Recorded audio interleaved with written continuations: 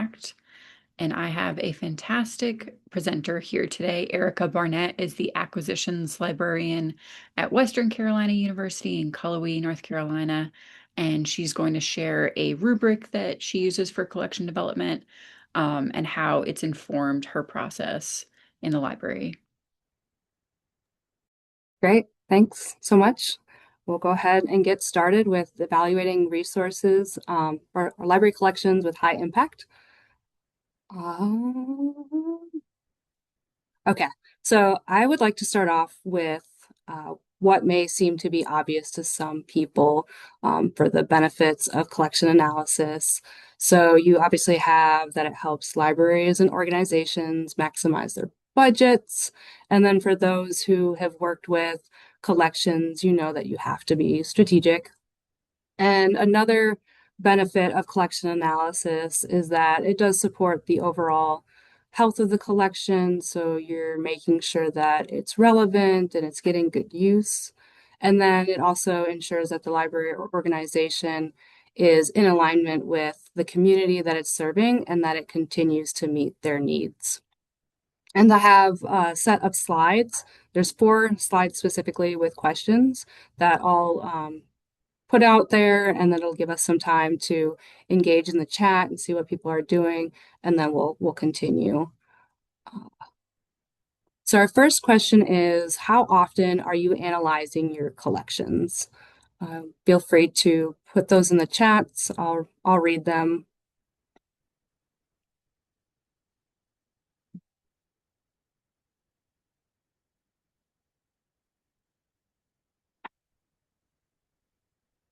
Twice a year.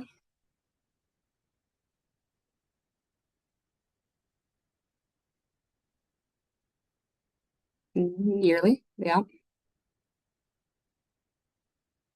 Thumbs up for twice a year. Another yearly. Depends on the format. That's great. And you can feel free to keep putting in the chat. So our next question is, what groups or individuals are involved with your collection analysis?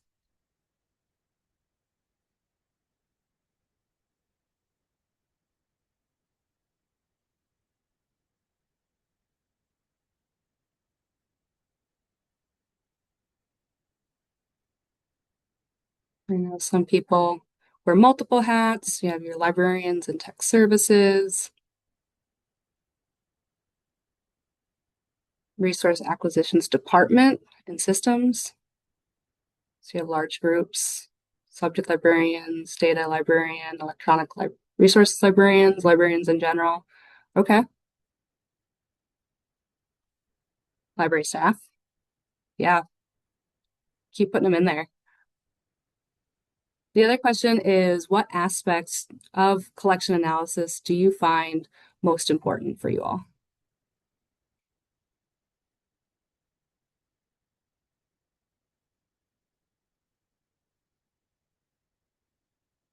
Program needs, usage numbers,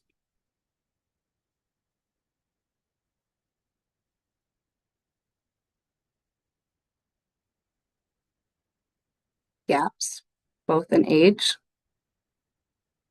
Yep. Counter data and cost to create an ROI. There's a variety there.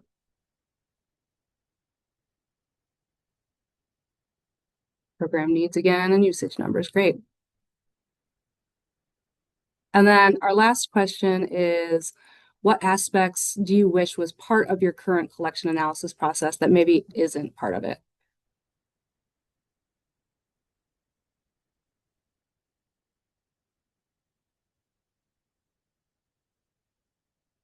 And maybe you're happy with the way it is.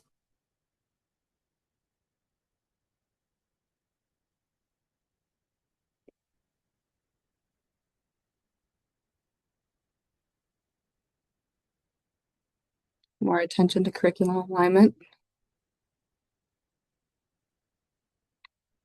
Yeah, that's a big one.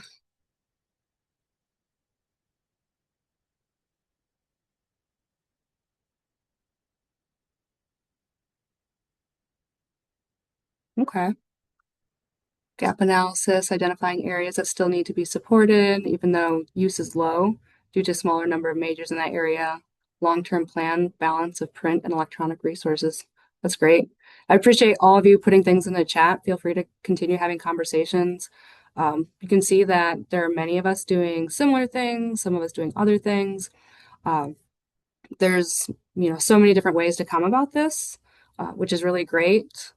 I have for what we've been doing is at Western Carolina University, we started using a rubric approach, and I can't take credit for it. I learned about this through a listserv when people were asking about collection analysis, and Eastern Kentucky University had responded with what they were using. And when I saw it, it had all these different components that I wish had been part of that, like curriculum alignment. And so I reached out to them and I asked to learn more. I had a couple meetings with them and started to think about the ways that I could adapt this to my university and our needs.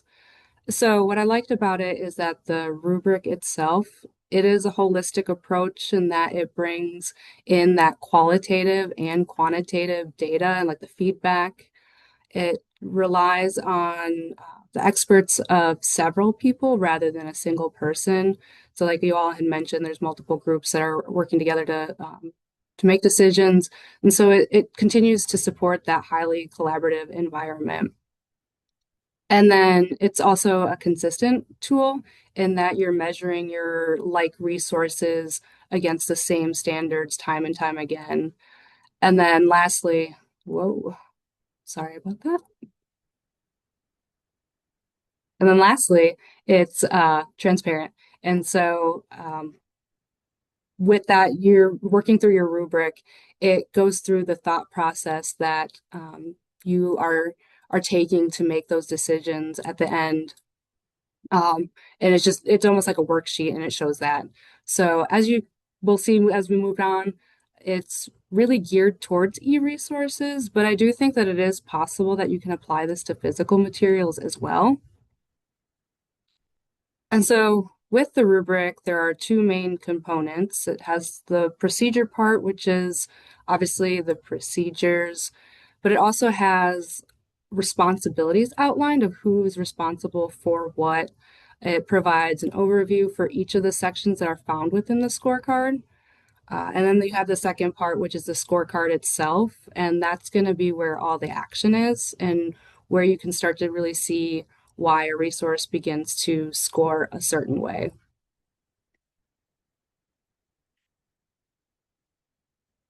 This is a screenshot of what the procedures part would look like. You have your purpose, procedure, description, and then there's also a space for any deal breakers that you might have. And if you wanted to give credit, like I have to Eastern Kentucky, there's a space for that as well. And then at the end of the presentation, there'll be a QR code, and then a copy will be made available to you all too. So you'll be able to kind of spend more time with it. And then I like this section to kind of go back to this. It's great because it outlines those procedures and who's responsible for what. So it serves as an agreed upon document that everybody agrees to and they know what they're supposed to be doing, and it has those expectations. And that's helpful to know who's supposed to be doing what, especially if you have new people coming in. It's really clear in that way. And then here's an example of the scoring, and it's just an image of the final scorecard that summarizes the report. And like I said, this is where that transparency comes into play. And so maybe I have a professor asking why a resource is being canceled. I can pull this up and we can have a conversation about maybe where it's scored within the rubric, what's maybe lagging, what's kind of having some of the problems. And there'll be different sections within the rubric that we're going to dive into moving forward. And then after that, I'll actually pull up the rubric and kind of run through an example with you all just to give you kind of some eyes on what it would look like in practice. So this first section is our resource description. That's going to be any background information. I like this section because it provides some context to what it is we're looking at. So you're listing your vendor, when it was acquired, when it might renew, You're looking at if there are any expectations for accreditation or any programs, looking at the current cost and what percentage of the budget that it's spent on. And then you can also add any notes about consortia deals, especially if that's something that's big for your library organization to recognize. And then also there's an area to list any prior review dates, who's reviewed it. And that just kind of helps you think about like, okay, well, maybe we've looked at this resource several times over the last year, like what's going on with it, or maybe this is the first time it's being reviewed. Let's take a look at it. And then the second section is that alignment and enrichment, tying to the curriculum or any programs. And I'd like to think of these as the things that our administrators are usually looking at. How are we, meeting program needs? And so asking questions like, how well does this resource align with the needs of the program? Is it unique or is there overlap? How many platforms is it available on? Is it considered essential or expected for accreditation? And there's some flexibility here because we want to honor also kind of those unset expectations for accreditation. So relying on our people who would know what those are to be able to bring that up. We still want to count it as an important resource. And then does it support the enrichment of the library organization? Maybe not necessarily tied to accreditation, but there's enrichment involved that the university is looking at. And then next up is the user experience, which is another important aspect. So making it clear to the user what is available, what's locked, unlocked, are they getting paywalls? What's the advanced search feature like? Is it intuitive to our patrons? Are there facets? I have seen some really clunky searches, so much so that it's required demos or additional training with reps to learn how to use those. And when you're just trying to find information, it can just be really difficult on the user to just find that information that they're looking for. So taking that into consideration. There's questions about citations and permalinks, branding, and accessibility. And obviously, accessibility one needs to be updated, but it does bring that aspect in of that overall user experience. And honestly, this probably could become a deal breaker, especially with Title II coming up. Then we have cost effectiveness, and this is a part where, as the acquisitions librarian, I'm really looking at, especially being expected to be a financial steward. And so I'm looking at the inflation, what's that like? What is it over time? What's the average cost per use over a set number of years? And then looking at where we started to create the standards metrics on what we're going to use to rank those, just deciding as a group, looking at e-journals for total full text downloads, packages, using the e-journal metrics plus the percentage of journal use, and then streaming, looking at views and listens. So we were able to really concrete, these are the same metrics we're going to be using time and time again. And so if somebody changes the roles or you have a new e-resources librarian coming in, you're still using those same metrics. And this here is just an example of the rubric. You can see that the differences between the e-journal and the e-journal package and how we have spelled out what it is that we're looking for and where it falls within in the ranges and the scores. And then the last piece is the resource management. And for people who are wearing many hats, it's good to think about like what is it like to manage a resource. Our time is valuable. I want to make sure that there's an online portal available. Are they counter compliant? Has there been any technical issues over the last year that have impacted our users? When you reach out to your vendor or your rep, what's their response like? Are these issues resolved in a timely manner? And then even with that, do you have a dedicated customer service rep? I know it can be really frustrating when you're managing 100 different resources and there's 5 different reps for 5 different products within a vendor, and an issue comes up and you've got to pull out your sheet of who's responsible for what, hope you get the right person, and then get kicked back. And it just takes time. And when you're managing a lot of those resources, the quicker we can get the issues resolved, the better it will be for our patrons. Um, All right. So I've talked a lot about the pieces, so I want to actually show the rubric.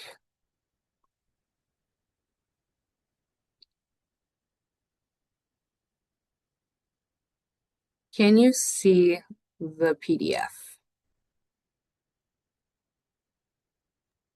Yep, looks Okay, good. cool. Thank you. I appreciate that. I'm going to go through this slowly to not make anybody sick scrolling down. Um, so you can see just our basic table of contents. It's clickable. Probably need to update it to be more accessible within a PDF. You can see here our purpose. We really tied it to our collection development policy and really relying on that to be our guiding principles.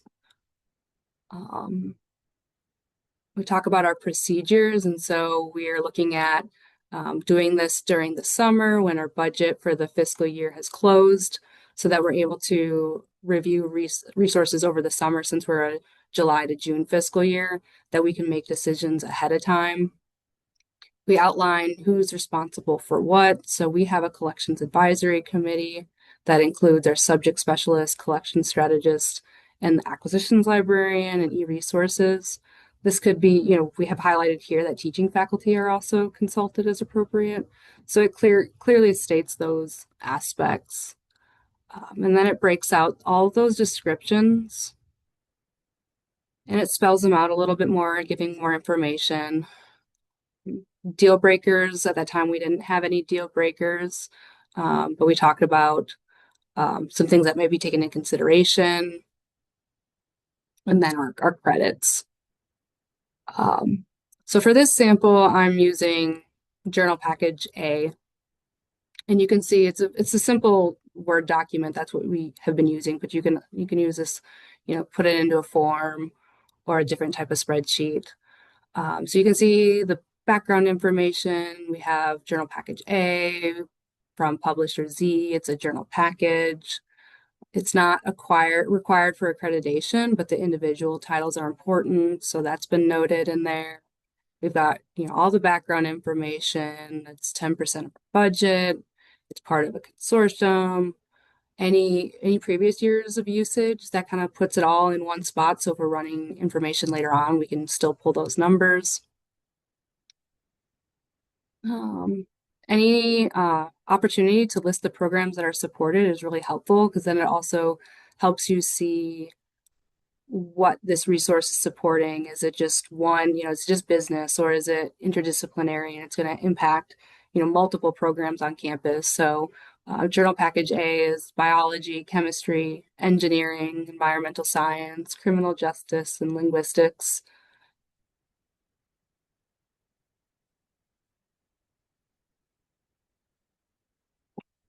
And then getting more into the scorecard itself, we've got curriculum alignment and university enrichment, and the descriptions are repeated. And I did that so that if you didn't have the first part of the document, you still have this right here with you, so you don't have to keep flipping back and forth. So you can start to see when you're looking at the resource. So our journal package A, it does align with campus needs. It's a strong alignment. You would go through, and this would be our subject librarians who would do this and sit and say, okay, this is what I believe where it sits. Is it unique? There might be a small overlap. And then getting a little granular, is it available through any other platforms?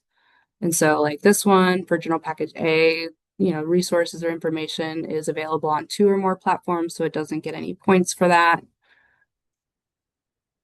Looking at degree programs, supporting teaching needs for faculty. And so our subject librarians said that this was essential and important and scored 4 points. Requirements for accreditation, it scores points. And then enrichment, it supports enrichment, it scores points. So then we have the user experience, and again, this is usually done by our subject librarians since they have the direct work with the patrons. This is a great one. And this could be a way for students to get involved if you do any usability. So looking at advanced search feature, intuitive to the patron, gets points. It's super simple, just highlighting. We just kept it minimal. Permalinks, if it doesn't, does a resource offer automatic proxy links? It doesn't. It doesn't get any points. One of the things that we also wanted to highlight is resources that require creation of personal accounts. We want to stay away from that. So if it had required it, we would not give it any points. But if it allows it, we do want to encourage that. So we did give it a point. So that's where these two questions, you have to kind of read it carefully because the no is switched with the yes for the points. Um, Looking at library branding, what's available. And then we do break out those formats of what we're looking at. So you have questions for full text database, questions for abstract and indexing database, data and statistics, digital images, and then we have our journal package since we're looking at journal package A, and marked through, full text content. Each one is a question of whether it has it or not. And this helps so much because you can't compare a journal package to the streaming video package. They're just different. So you're able to give them points for what they are.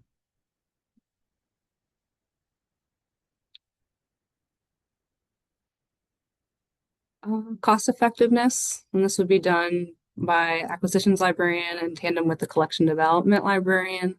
Looking at inflation, we chose the latest annual price inflation. Some people might do an average of 5 years, average of 3 years. These numbers may be different for everybody, but this is, to me, 2 to 3% has low annual inflation, so it'll get 2 points. Again, we break it out based off of format, and you can look at, okay, marking it here based off of those metrics, total number of full text downloads over cost. It's highly cost effective. So it's scoring points.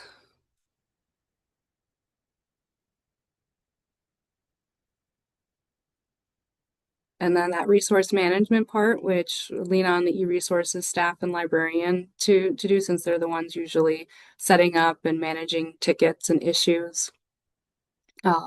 Looking at points for an online portal, points for Counter 5 compliant, setting up, package IDs and having those available, points. Open Athens, that's something that we use. So if it's supported, we want to give them a point for that.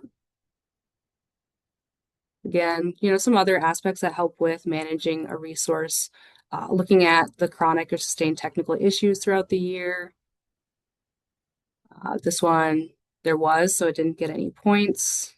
Does the vendor provide timely and helpful assistance? This one was no, and so we gave it no points. And looking at the dedicated customer service rep, yes, and so we gave it a point for that.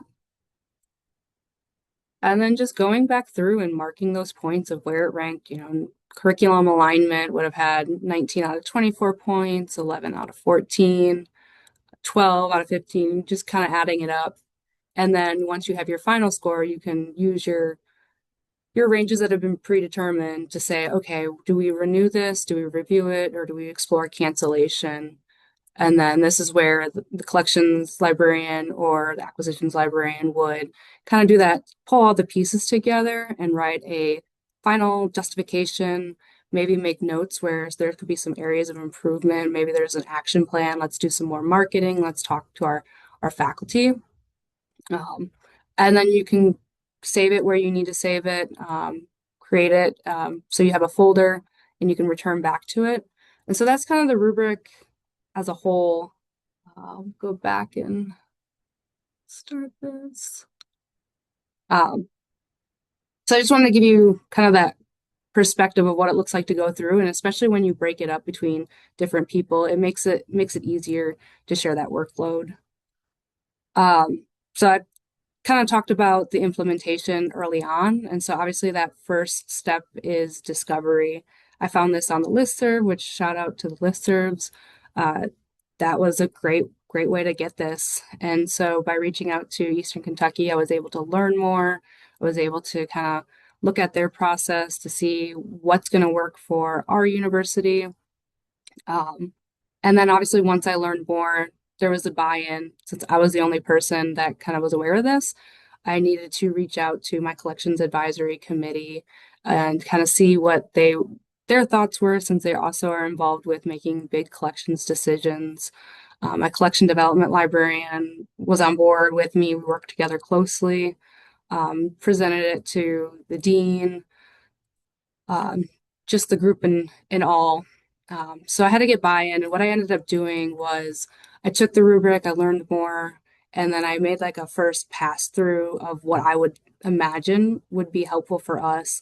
And then I was able to present it with some of the work already done that then they could take their perspectives of what they would like to see as either the e-resources librarian, the subject specialists, um, to make recommendations on how we might want to change some of the questions, looking at what other priorities might need to be happening that we needed to consider. Um, I have been probably the main driver in this, uh, but understandably so. The budget is kind of my baby, so I continue to be the main driver, and that's great. We're continuing to work on this rubric. It's not perfect, so obviously there's going to be adjustments that need to be made as resources change. It's going to change as well.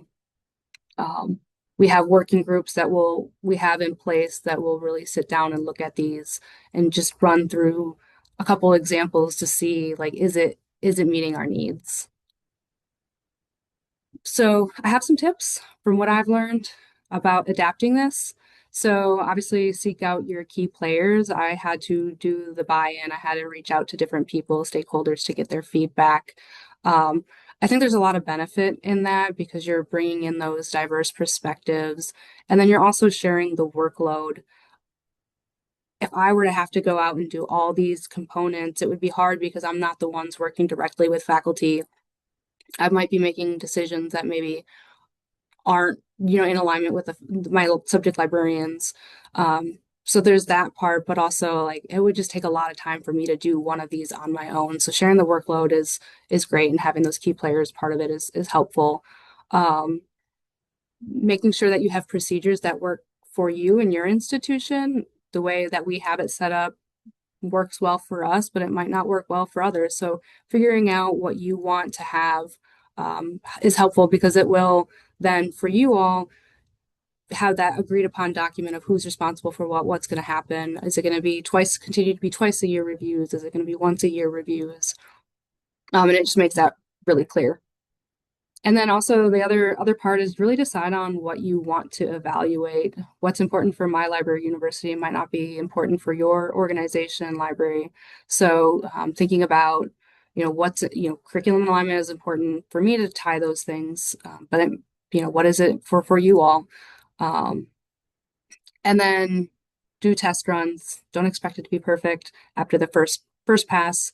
I thought it would be a quick adapt it, move on. But there are a lot of important areas that you really want to make sure you're taking your time and looking at it to make sure you're making these decisions as well balanced as possible, and just being open to continually to adjust as you need to. I mentioned that we still have some work that we're doing, and one of these is our kind of our ranges for overall final and how our things are scoring. And like I said, so Eastern Kentucky University, they had weighted systems, and when we started doing this, it didn't work well for us. We just left it off.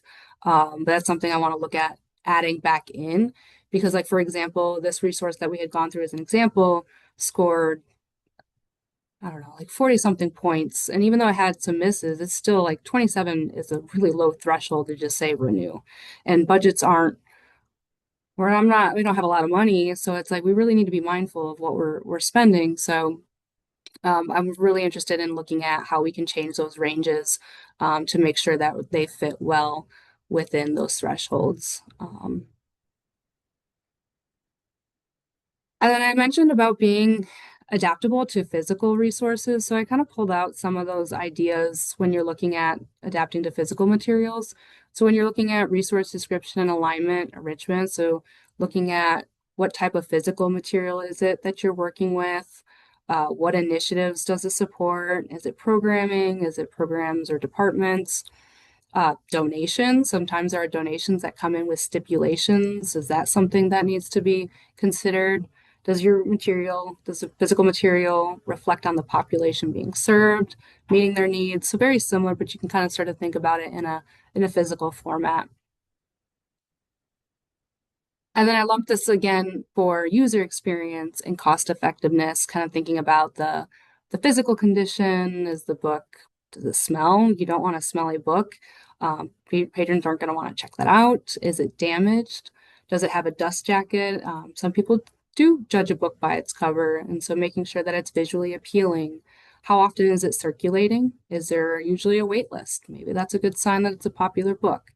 And then if you were to get rid of it, could it easily be obtained through interlibrary loan?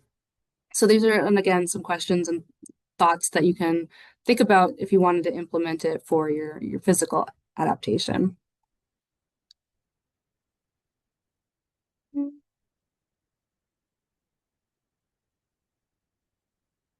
So what I have found to be helpful is this rubric also supports my relationship and the work that I do with my vendors.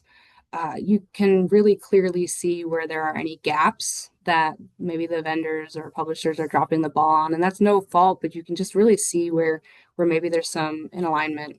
And it allows you to hold them accountable when you're able to identify those and really say, okay, you're not, this is missing from it, and this is what we're reviewing on it.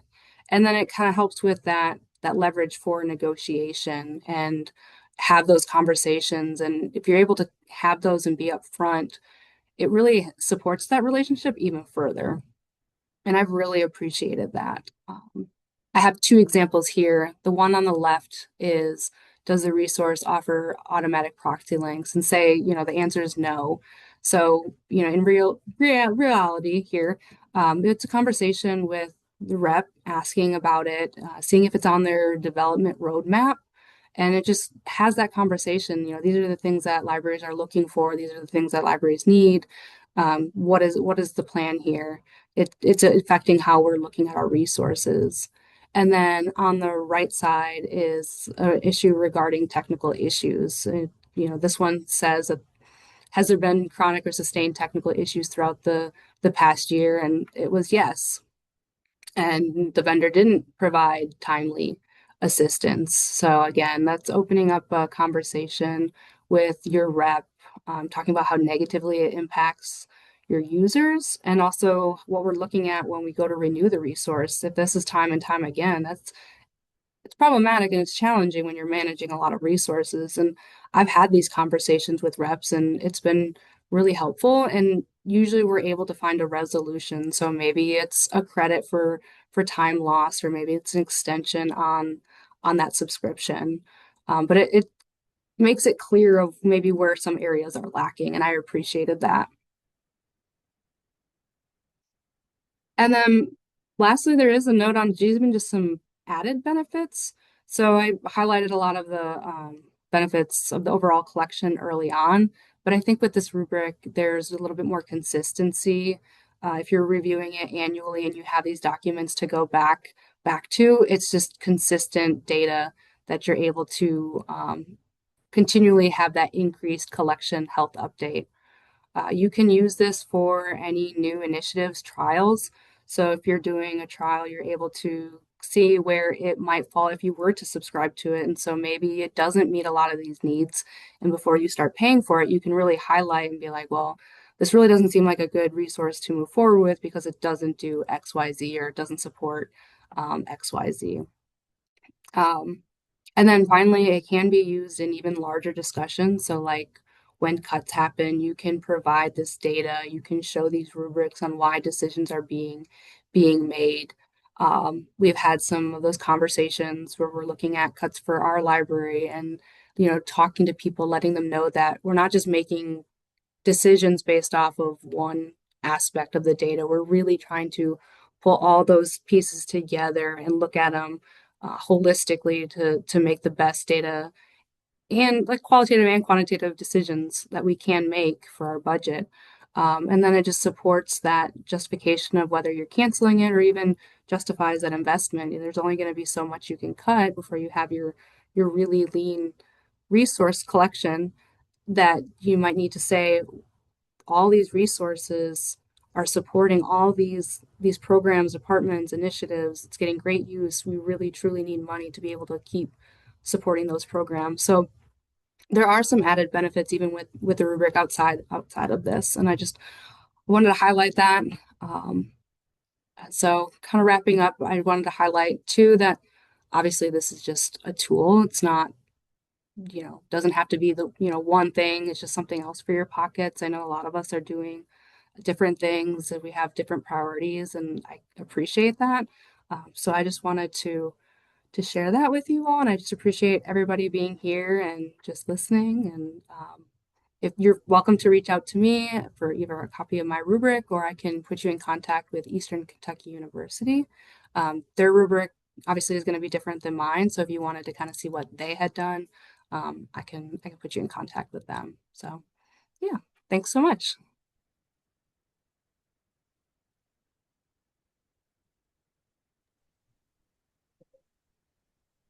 So Carol's asking a question. Where can I find info on what's expected for accreditation? That one is where I would rely on our subject librarian to have those conversations with those programs.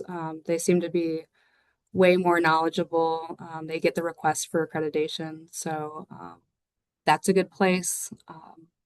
And I also get some conflicting messages about like sometimes with accreditation, it's not a resource is spelled out. You have to have this journal, but you have to have resources that support it. So that's kind of where that unsaid expectation can be honored.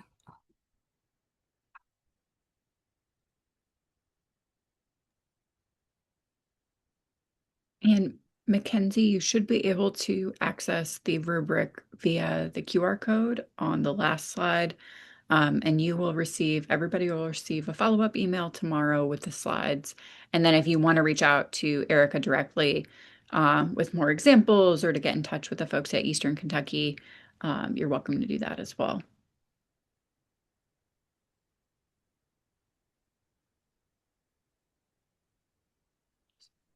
Rosalind asking, do you do this for all resources every year or do you rotate through and only do a subset? Right now, this has been an as needed basis. We're kind of getting to the point where we really do need to start making cuts. So ideally, once we're kind of able to kind of get our resources within our budget, then this would be something we would want to look at. Either way, I think it's up for discussion. I do have to think about like the timing of like what do people have capacity for? Maybe we're just looking at the review ones or, getting on a cycle. It just depends on what works best and what timing is better for everybody.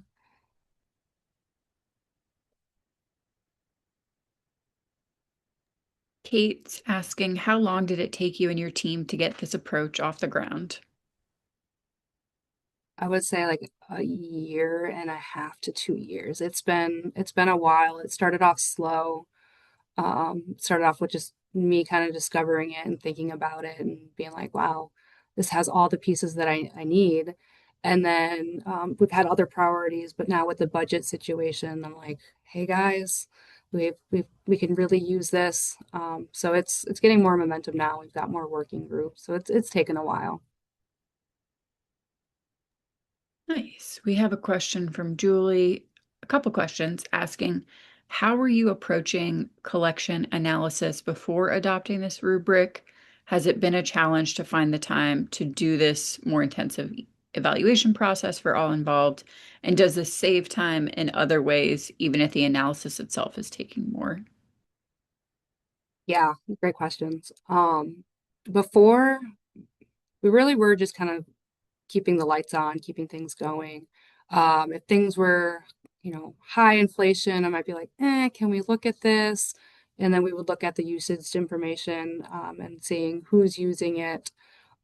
Usually when there's a budget issue is when we really look at it. And so we had done some cuts several 2020, 2021. And I think a lot of it was usage statistics, looking at the programs being impacted. So still a lot of these pieces, but a little bit more parsed out. And then for the question about has it been a challenge to find time to do this intensive evaluation process, I think naturally it does. It's just another thing added to our plates. Um, and having, like, when we did the first pass through, we just had five that we were looking at and broke that up, and having um, our subject librarians who are experts in this, they're able to do it. And so it's not like they have to do any added information. I think the thing that took the longest is getting that background information, pulling usage statistics, because a person's usually doing tickets and resolving other issues. So um, it's just balancing like we usually do, but splitting that up has helped. Um, and then does it save time in other ways if the analysis itself is taking more time? I think when you get down to talking about whether to keep a resource or not, I think, and this is just my perception, is it saving time of that additional conversation about that qualitative information because you're kind of already pulling that in towards the beginning. So it saves some of those conversations that you can say, okay, well, this is how it's lined up, and you don't have to talk about it as long in that way. Yeah, Just having kind of this framing tool where everybody's sort of on the same page. yeah, yeah. Nice. Any other questions? Feel free to drop them in the chat or unmute yourself.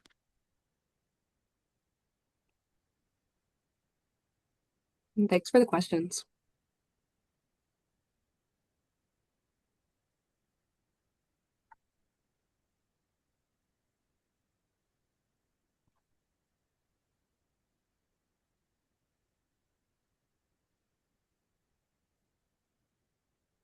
So going back to kind of adapting the rubric from Eastern Kentucky, one thing that you mentioned was weighting the Mm. um so you wouldn't kind of like score things automatically too high. Is that something that you're kind of planning to do in the next couple of months?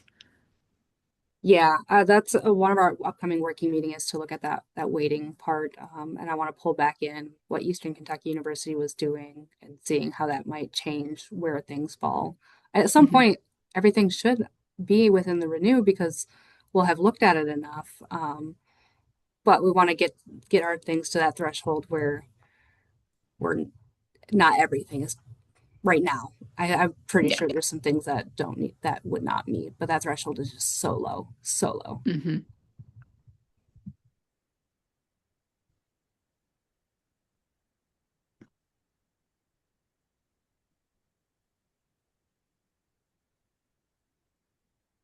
All right. Well, if we have no questions, we'll wrap things up. Erica, this was fantastic. Thank you so much for sharing and going into detail about the structure of the rubric. Um, Keep an eye out for an email from me tomorrow afternoon with the slides, a feedback survey, and the recording as well. Um, so good to hear that this has been really helpful and has given you all some great ideas. Hope you all have a great rest of your Tuesday afternoon. I think so. Awesome. Thanks, Yeah. everybody. Take care.